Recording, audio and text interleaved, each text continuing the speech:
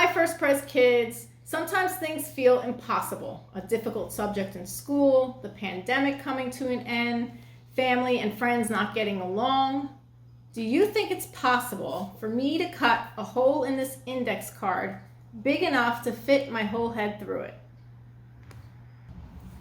With a few simple cuts, it is. It sure is possible. So first you would take the card and fold it in half, long ways. You would make a cut on the top and the bottom. Open it up, and you would cut along the length of it. Fold it back, and you would cut back and forth just to the very edge. I'm not going to do the whole thing now because it takes a long time. And then you would have this. And that is certainly big enough to fit my whole head through. And our Bible story for this week teaches us that with God, even the impossible is possible.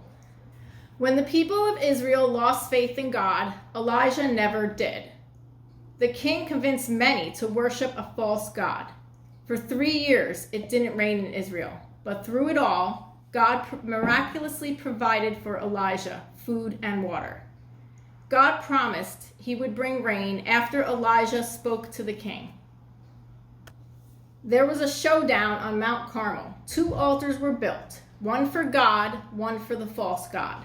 Whichever would light itself on fire would prove to be the true God. I have made an altar to God out of everyday food items at home. I've used graham crackers and frosting to make my altar, and I have Hershey's chocolate bars as the wood logs on top.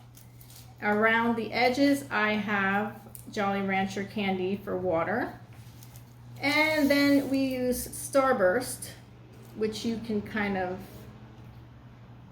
melt and mush to kind of form a fire. Mine doesn't look so great, but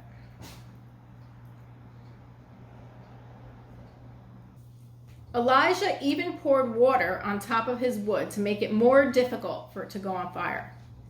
Elijah's altar to God was the only one that was miraculously lit up. After that, God sent another miracle. It rained in Israel.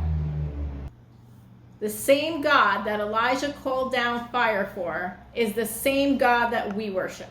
God can do the impossible for us too. Have a great week, First Pres kids.